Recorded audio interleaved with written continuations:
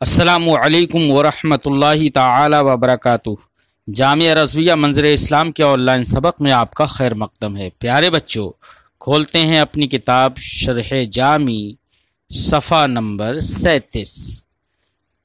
آج شروع کرتے ہیں عدل کی بحث۔ مصنف علیہ رحمت و رضوان اسباب منع صرف کا اجمالی بیان کر کے جب فارغ ہو گئے تو اب تفصیلی بیان یہاں سے شروع فرماتے ہیں اور سب سے پہلے عدل کی تعریف کرتے ہیں اور کہتے ہیں فالعدل خروجہ عن صیغتہ الاصلیہ تحقیقاً کثلاث و مثلث و اخر و جمع اور تقدیراً کعمر ومثل باب قتام فی تمیم۔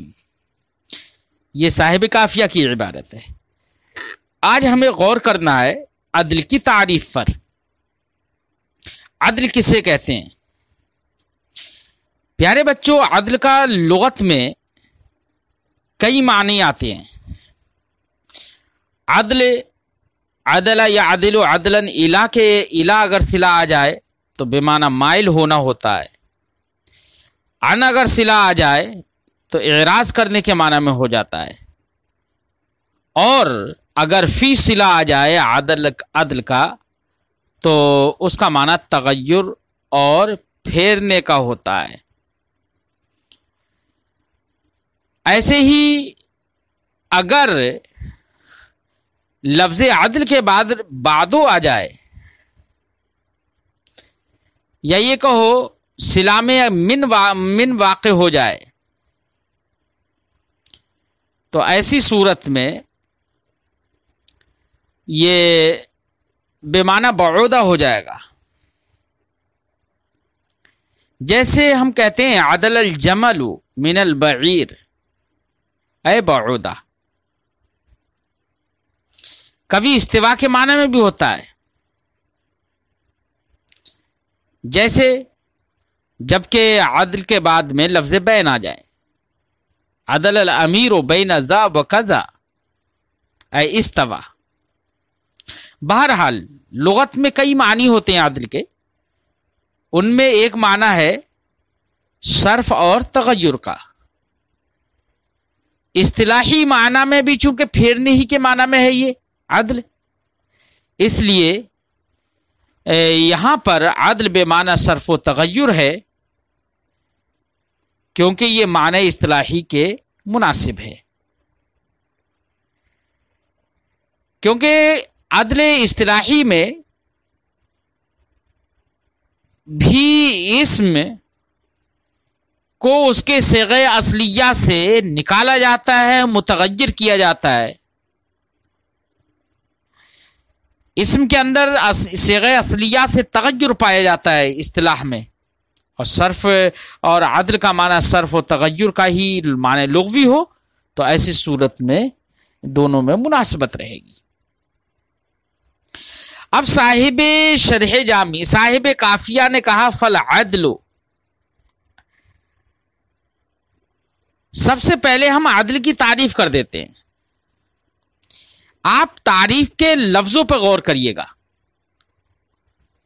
کیونکہ عدل کی تعریف جامع اور معنی کرنا تھوڑا دشوار امر ہے۔ اس لیے آپ حضرات عدل کے بعینی ہی الفاظ جو ہم تعریف کریں، بعینی ہی وہی الفاظ یاد کر لیں تاکہ آپ کی تعریف جامع اور معنی ہو۔ تو ہم عدل کی تعریف کر دیتے ہیں۔ فرماتے ہیں صاحب کتاب فالعدل خروجہ عن صیغتہ الاصلیہ۔ عدل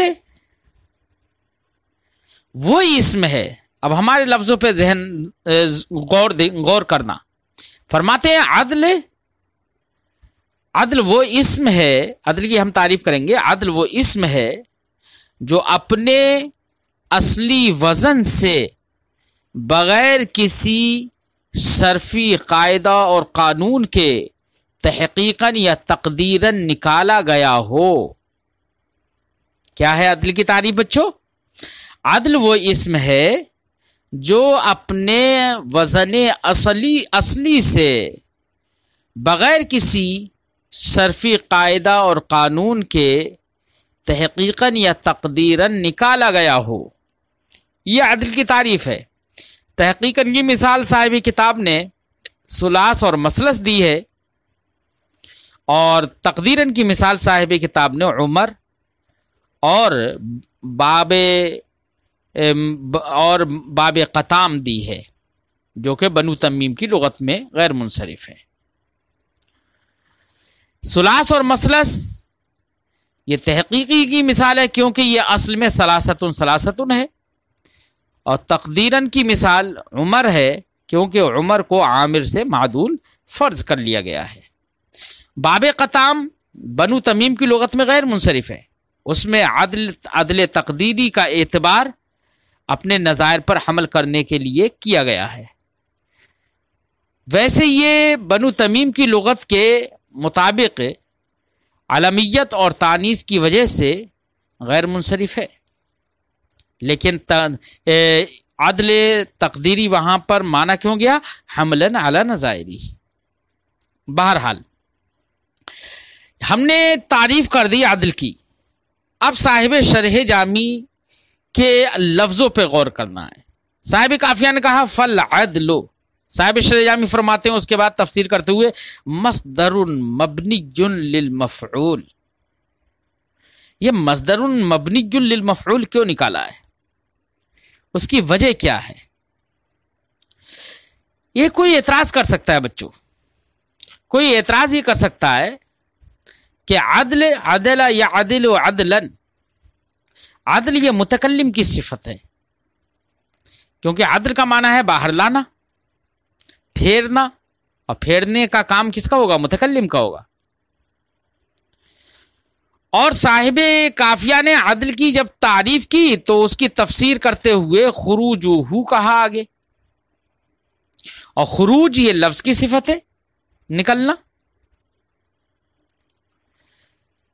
کیونکہ خروج بے معنی باہر آنا ہوتا ہے۔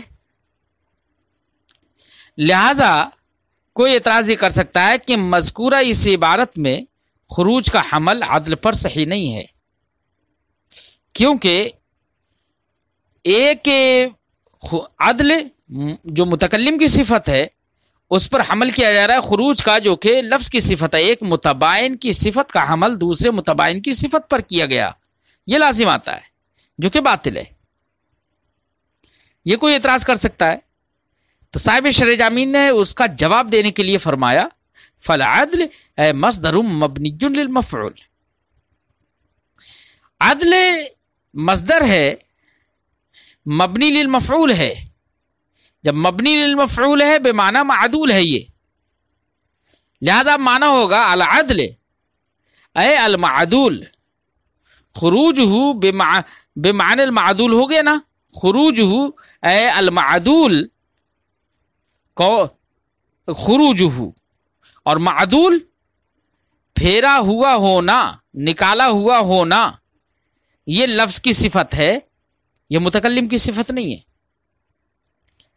بات سمجھ آئی بچوں؟ تو العدل بے معنی معدول ہو گیا، اب معنی ہو گیا فالمعدول، جس کو معدول خروجہ وہ اسم کا نکالا جانا ہے، یہ معنی ہوگا۔ اب صاحب شرح جامی نے آگے فرمایا مصدر مبنی للمفعول، اس کے بعد پھر تفسیر کر دیا کون الاسم معدول، یہ پھر تفسیر کر دی۔ یہ تفسیر کیوں کر دی بھائی؟ یہاں پر بھی در حقیقت ایک اعتراض کا جواب دینا ہے۔ اعتراض یہ ہے کہ عدل یا عدل و پھیرنے کے معنی میں ہے نا، وہ متعدی ہے، اور اس کی تفسیر خروج سے کی گئی ہے، خرج یخرج، نکلنے کے معنی میں وہ لازم ہے۔ بس اس بنا پر متعدی کی تفسیر لازم کے ساتھ کرنا لازم آیا، جو کہ درست نہیں ہے۔ صاحب شرح جامی نے اس کا جواب دے دیا اے کون الاسم معدولا، یعنی جب عدل بے معنی معدول ہو گیا تو معدول ہونے کا مطلب یہ ہوا کہ اسم کا معدول ہونا، اور کون سے جب تفسیر کر دی تو اس سے اشارہ اس بات کی طرف ہو گیا کہ معدول ہونا یہ لازم ہے، یہ متعدی نہیں ہے، تو لازم کی تفسیر لازم سے ہے۔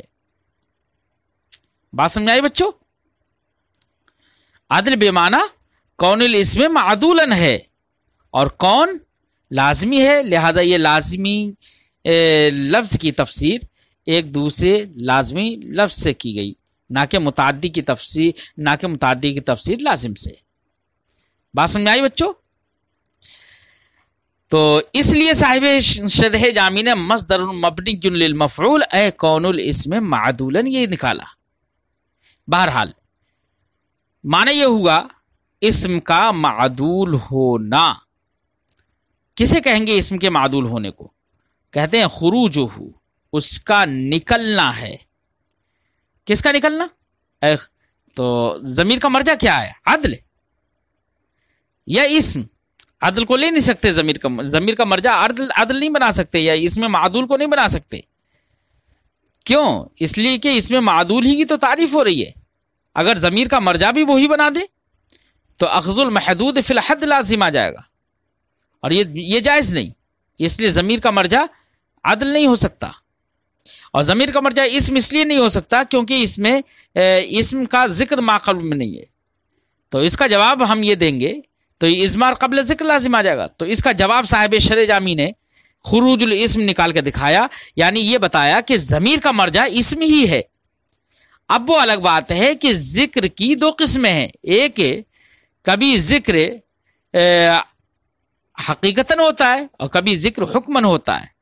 تو اگرچہ ما قبل میں حقیقتاً اسم کا ذکر نہیں ہے لیکن حکماً ہے، کیونکہ بحث اسم ہی تو چل رہی ہے، اس لیے ضمیر کا مرجع اگر اسم بنا دیا جائے تو کوئی حرج نہیں۔ اس لیے صاحب شرح جامی نے فرمایا خروجہ اے خروج الاسم، یعنی اسم کا نکلنا، اے کونہ مخرجن، یعنی اب کوئی کہے اسم کا نکلنا، اسم کا نکلنا یہ تو اسم تو نہیں نکلتا ہے، نکلنا تو یہ ذل جسم یا جو پیر والا ہو ان لوگوں کے لیے ثابت ہوگا۔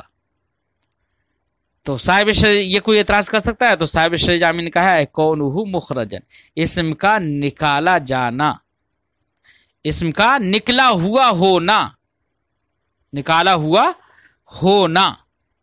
اب نکالا ہوا ہونا، اب اسم کو تو کوئی نکالے گا ہی نا، تو نکالا ہوا ہونے کے معنی میں ہو گیا۔ کس سے نکالا ہوا ہونا؟ عن صیغتہ الاصلیہ، اس اسم کے صیغہ اصلیہ سے نکالا ہوا ہونا، صیغہ اصلیہ سے نکالا ہوا ہونا۔ صیغہ بچوں صیغے سے مراد ہوتا ہے مادہ اور صورت، اور اسم سے بھی کیا مراد ہوتی ہے بچوں؟ مادہ اور صورت۔ تو اب معنی ہوگا اسم کا نکالا ہوا ہونا اس کے مادہ اور صورت اصلیہ سے، یہ معنی ہوگا۔ اور اسم کا معنی بھی کیا ہے؟ مادہ اور صورت کا۔ تو اب ایسی صورت میں کوئی اب یہ اعتراض کر سکتا ہے کیا کہ اسم مادہ اور صورت سے عبارت ہے، اسی طرح صیغہ بھی مادہ اور صورت سے عبارت ہے، تو مذکورہ بالا عبارت میں صیغہ سے اسم کا خروج ہو رہا ہے۔ یہ تو ہے نا کہ خروج الاسم عن صیغتہ الاصلیہ، تو صیغے سے اسم کا خروج ہو رہا ہے، اور خروج الکل عن الکل، یہ تو خروج الکل عن الکل ہوگا نا، جو جائز نہیں ہے، اس لیے کہ خروج پہلے دخول چاہتا ہے اور کل میں داخل نہیں، لہذا کیسے اس سے خروج ہوگا؟ تو یہاں پر اسم کا اپنے اسم مادہ اور صورت کو کہتے ہیں، اور صیغہ بھی مادہ اور صورت کو کہتے ہیں۔ تو اسم کا نکلنا یعنی مادہ اور صورت کا نکلنا کس سے؟ صیغے سے، یعنی مادہ اور صورت سے۔ تو کل کا نکلنا کل سے ہو گیا، نکلنے کے لیے پہلے دخول چاہیے، یہاں پر دخول تو ہے نہیں، تو یہاں پر خروج الکل عن الکل لازم آ رہا ہے، اور یہ جائز نہیں ہے۔ تو اس کا جواب کیا ہوگا بچوں؟ اس کا جواب یہ ہوگا کہ ہاں اسم سے مراد مادہ ہے اور صیغہ سے مراد صرف صورت ہے۔ ایسا نہیں ہے کہ اسم سے مراد مادہ اور صورت دونوں ہیں اور صیغے سے بھی مراد مادہ اور صورت دونوں ہیں، یہ ایسا نہیں ہے، بلکہ اسم سے مراد مادہ ہے اور صیغے سے مراد صورت ہے۔ لہذا اب یہ یہاں پر خروج الکل عن الکل لازم نہیں آئے گا۔ لیکن کوئی یہ تو کہہ سکتا ہے کہ یہاں پر جز تو ہو گئے نا، کہ ادھر مادہ مراد لے لیا، ادھر صورت صیغہ سے صورت مراد لی، وہ جز ہو گیا اس کا، وہ ادھر یہ اس کا جز ہو گیا، تو خروج الجز عن الجز تو ہو گیا ہے، تو خروج الجز عن الجز لازم آتا ہے، اور یہ بھی تو باطل ہے۔ تو اس کا جواب کیا ہوگا بچوں؟ تو اس کا جواب یہ ہوگا کہ خروج الجز عن الجز اس وقت باطل ہے جبکہ مخرج عنہ مخرج پر مشتمل نہ ہو۔ یہاں صورت جو کہ مخرج عنہ ہے اور مادہ جو کہ مخرج ہے، وہ صورت مخرج عنہ مادہ یعنی مخرج پر مشتمل ہے، تو جس طرح کے خروج الجز عن الکل درست ہے، اسی طرح سے جزء مشتمل سے بھی خروج ہو سکتا ہے۔ تو یہاں پر اشتمال کی وجہ سے مادے کا صورت سے نکلنا یہ متصور ہوگا۔ اسی لیے صاحب کافیہ نے کہا عن صیغتہ الاصلیہ اے عن صورتہ التی یقتضی الاصل والقاعدہ، یعنی اس کی اس صورت سے، صیغہ سے مراد کیا ہے؟ صرف صورت، اس صورت سے اسم کا نکالا جانا جس صورت پر اصل اور قاعدہ تقاضا کرتا ہو کہ وہ اسم اس صورت پر ہو، ان یکون ذالک الاسم علیہا، کہ اسم اس صورت سے نکالا جانا جس صورت پر اسم کے ہونے کو قاعدہ یا اصل تقاضا کرے۔ بات سمجھ آئی بچوں؟ ولا یخفی ان صیغۃ المصدر، اب یہاں پر صاحب کافیہ نے کہا ان صیغتہ ہی، اپنے صیغے سے نکلے، اسم کا اس کے اپنے صیغے سے نکالا جانا یہ عدل کہلائے گا۔ اپنے صیغے سے، اپنا صیغہ کہنا ان صیغتہ ہی، ضمیر کی طرف اضافت کر دی نا۔ یہ ضمیر کی طرف اضافت کیوں کی؟ تو صاحب شرح جامی فرماتے ہیں ضمیر کی طرف اضافت اس لیے کر دی کہ تاکہ مشتقات کو لے کر اعتراض نہ ہو جائے، کیونکہ کوئی یہ بھی کہہ سکتا ہے نا کہ مشتقات سے یہ تعریف ٹوٹ گئی۔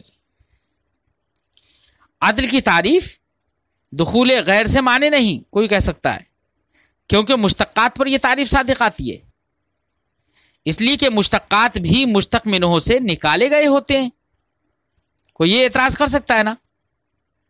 تو صاحب شرح جامی اسی کی توضیح کر رہے ہیں کہ ان صیغتہ ہی جب صاحب کافیہ نے کہہ دیا تو اب یہ اعتراض نہیں پڑے گا۔ کیوں نہیں پڑے گا اعتراض؟ جواب کا خلاصہ یہ ہوگا کہ معدول اور معدول عنہ لفظاً مغایر ہوتے ہیں بچوں۔ کیا ہوتے ہیں؟ لفظاً مغایر ہوتے ہیں، اور معنن دونوں متحد ہوتے ہیں۔ اس کے برخلاف مشتقات کو دیکھ لیجئے بچوں، مشتقات کے وہ لفظاً بھی مغایر ہوتے ہیں اور معنن بھی مغایر ہوتے ہیں، کہ لفظ میں تو تغیر ہو ہی جاتا ہے کہ الفاظ بدل جاتے ہیں، ضرب تھا ضارب ہو گیا، مضروب ہو گیا، تغیر ہو گیا، تھوڑا سا بدل گئے، اور معنی میں بھی تغیر ہو گیا کہ مصدر کا معنی ہوتا ہے صرف مارنا وصف کا، اور اس میں مشتق کا معنی وصف مع ذات کا ہو جاتا ہے۔ اس لیے یہاں پر مشتقات میں جو مشتقات کے اندر مغایرت لفظاً اور معنن دونوں طریقے سے ہے، جبکہ معدول اور معدول عنہ میں لفظاً مغایر، معدول اور معدول عنہ لفظاً مغایر ہوتے ہیں اور معنن مغایر نہیں ہوتے بلکہ معنن متحد ہوتے ہیں۔ جواب ہو گیا نا بچوں؟ صاحب شرح جامی فرماتے ہیں ولا یخفی، اور مخفی نہیں ہے، ان صیغۃ المصدر لیست صیغۃ المشتقات، کہ مصدر کا صیغہ مشتقات کا صیغہ نہیں ہے۔ بات سمجھائی؟ کیونکہ یہ کوئی نہیں کہتا ہے کہ مصدر کا صیغہ مشتقات کا صیغہ ہے، اور صاحب کافیہ نے کہا کہ معدول اپنے جس صیغے سے نکالا گیا ہو وہ بھی اسی کا صیغہ ہو، تو یا مشتقات کو مصدر سے نکالا ضرور جاتا ہے، لیکن یہ کوئی نہیں کہتا ہے کہ مصدر کا صیغہ مشتقات کا صیغہ ہے۔ فباضافت الصیغۃ الی ضمیر الاسم، تو صیغے کو اسم کی ضمیر کی طرف مضاف کرنے کے ذریعے سے خرجت المشتقات، مشتقات سب کے سب خارج ہو گئے عدل کی تعریف سے۔ بات سمجھ آئی بچوں؟ وَإِنَّ الْمُتَبَادِرَ مِنْ خُرُوجِهَا عَنْ صِيغَتِهِ الْأَصْلِيَّةِ أَنْ تَكُونَ الْمَادَّةُ بَاقِيَةً، اس سے بھی صاحب شرح جامی ایک اعتراض کا جواب دے رہے ہیں۔ اعتراض یہ ہے کہ کوئی کہہ سکتا ہے کہ ابھی بھی تعریف عدل یہ معنی نہیں ہے، معنی ان دخول غیر نہیں۔ کیوں؟ اس لیے کہ اسماء محذوفۃ الاعجاز یعنی جیسے کہ دمن ہے، یدن ہے وغیرہ پہ یہ تعریف صادق ہے، کیونکہ یہ اصل میں یدین اور دمون تھے۔ اصل اور مخرج لفظاً ایک دوسرے کے مغائر ہیں، کیونکہ یدین اصل میں تھا اور دمون اصل میں تھا، اور مخرج کیا ہے؟ یدن اور دمن۔ تو اصل اور مخرج یہ دونوں لفظ اصل اور مخرج لفظاً ایک دوسرے کے مغائر ہیں، مغائر ہے نا لفظاً، لیکن معنن تو دونوں متحد ہیں۔ یدن کا معنی بھی کیا ہے؟ ہاتھ کا، اور یدین کا معنی بھی ہاتھ ہے، اور دمن کا معنی بھی ہاتھ ہے، اور دمون کا معنی بھی ہاتھ، دمن کا معنی خون ہے اور دمون کا معنی بھی خون ہے۔ تو لفظاً یہاں پر دونوں کے درمیان مغایرت ہے، معنن اتحاد ہے۔ اور آپ نے یہی تو کہا تھا کہ معدول عنہ اور معدول دونوں لفظاً مغایر ہوتے ہیں اور معنن دونوں متحد ہوتے ہیں، یہاں پر دونوں متحد ہیں معنن، تو پھر عدل کی تعریف ان دونوں پر صادق آ رہی ہے۔ بات سمجھائی بچوں؟ تو صاحب شرح جامی اس کا جواب دیتے ہیں۔ جواب کا خلاصہ یہ ہے بچوں کہ عدل میں یہ بھی شرط ہے کہ لفظ کا اصل مادے پر برقرار رہنا، یعنی اصل مادہ اس کا برقرار رہے، مادہ نہ بدلے۔ جبکہ یدن اور دمن کے مادہ میں تغیر آیا۔ کیسے تغیر آیا؟ کیونکہ وہاں پر واو کے یا کے اور واو کے ساتھ تھے، اور جب یدن اور دمن ہو گیا تو اب وہ واو اور یا بالکل ختم ہو جاتے ہیں۔ بات سمجھ میں آئی بچوں؟ تو یہاں پر یہ بھی شرط ہے کہ مادہ باقی رہے، اور یدن اور دمن میں مادہ باقی نہ رہا۔ فرماتے ہیں وَإِنَّ الْمُتَبَادِرَ مِنْ خُرُوجِهِ عَنْ صِيغَتِهِ الْأَصْلِيَّةِ، اور اسم کے اس کے صیغہ اصلیہ سے نکلنے سے متبادر یہ ہے، ذہنی تبادر یہ ہوتا ہے ان تکون المادۃ باقیۃ، کہ مادہ باقی رہے۔ والتغیر انما وقع فی الصورہ، تغیر صرف اور صرف صورت میں واقع ہو، صیغے میں واقع ہو، مادے میں تغیر واقع نہ ہو۔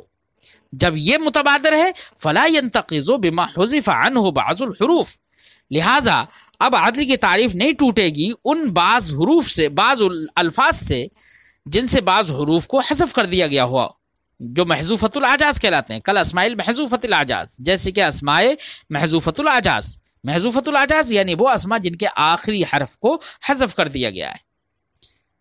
عجز کسی چیز کے پچھلے حصے کو کہتے ہیں، جیسے یدن اور دمن۔ فإن المادۃ لیست باقیۃ فیہا، کیونکہ اسماء محذوفۃ الاعجاز جیسے یدن اور دمن میں مادہ باقی نہیں ہے۔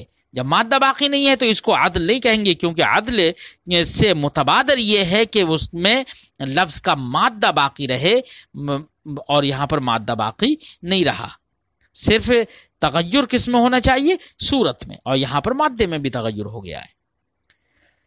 بات سمجھائی بچوں؟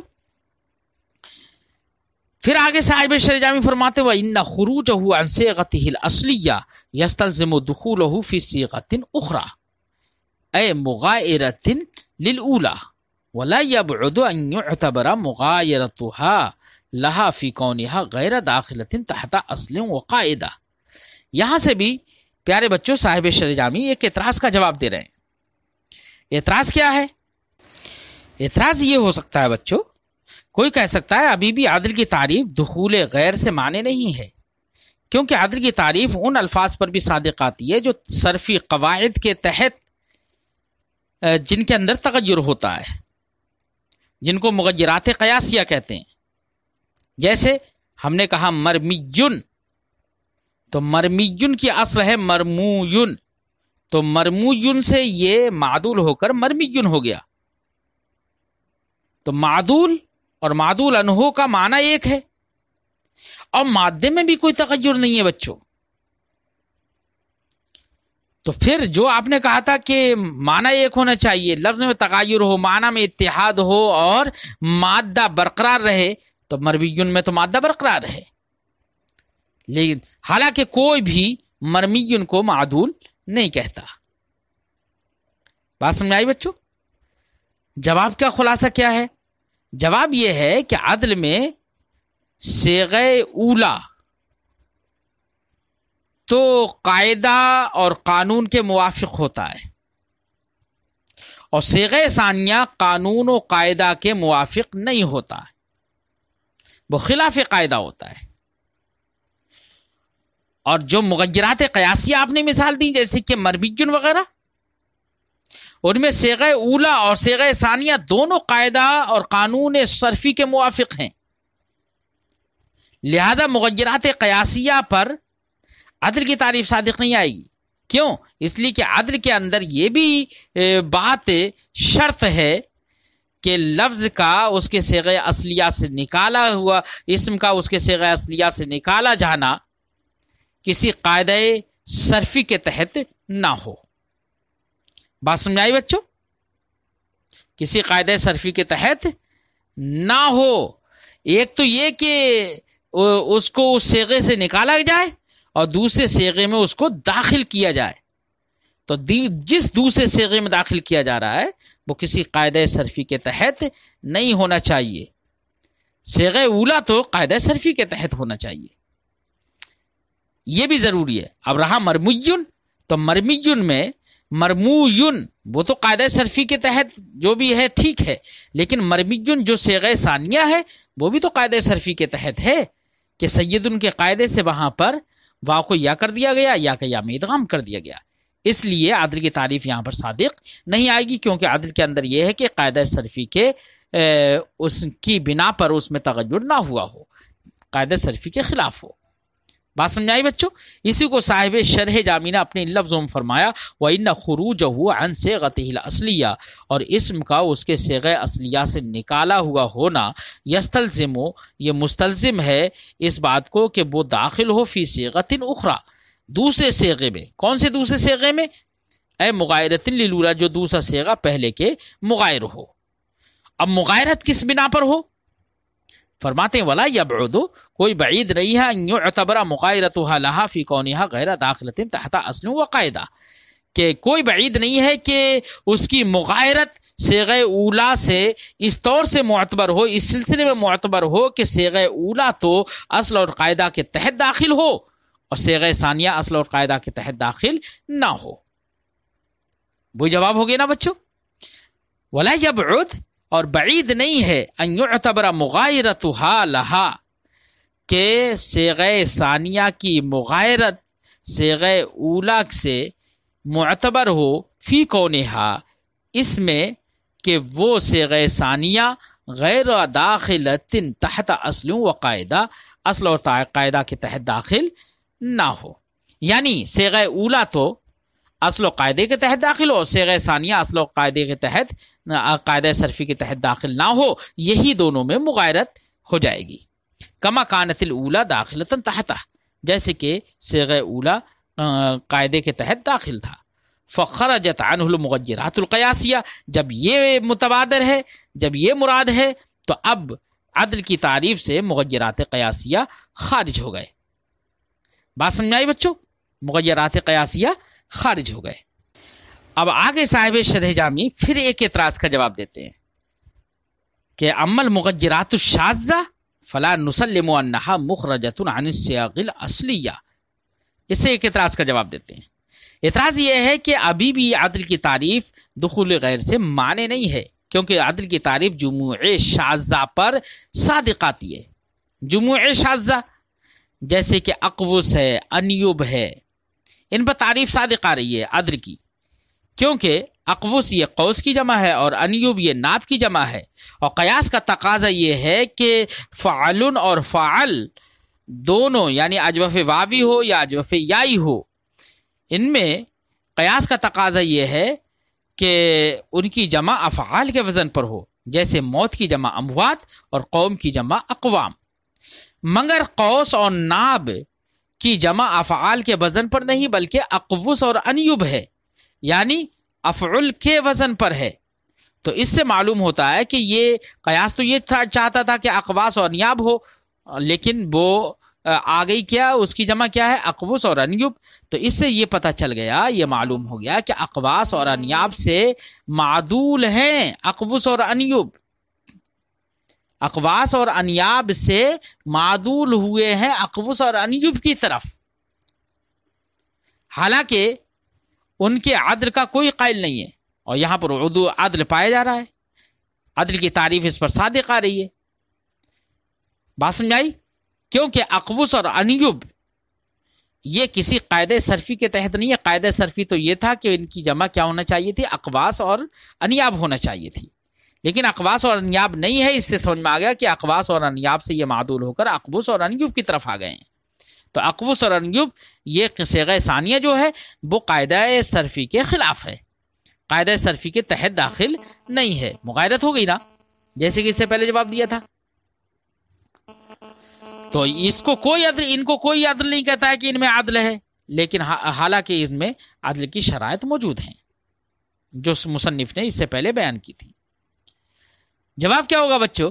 جواب کا خلاصہ یہ ہے کہ یہ ہمیں تسلیم نہیں کہ اقوس اور انیب یا اقواس اور انیاب سے معدول ہے، یہ ہمیں تسلیم نہیں، بلکہ اقوس اور انیب یہ ابتداءً قوس اور ناب کی خلاف قیاس جمع ہیں، خلاف قیاس ابتداءً جمع ہیں، ان سے معدول ہو کر نہیں آئے ہیں، اسی لیے تو ان کو جموع شاذہ کہا جاتا ہے۔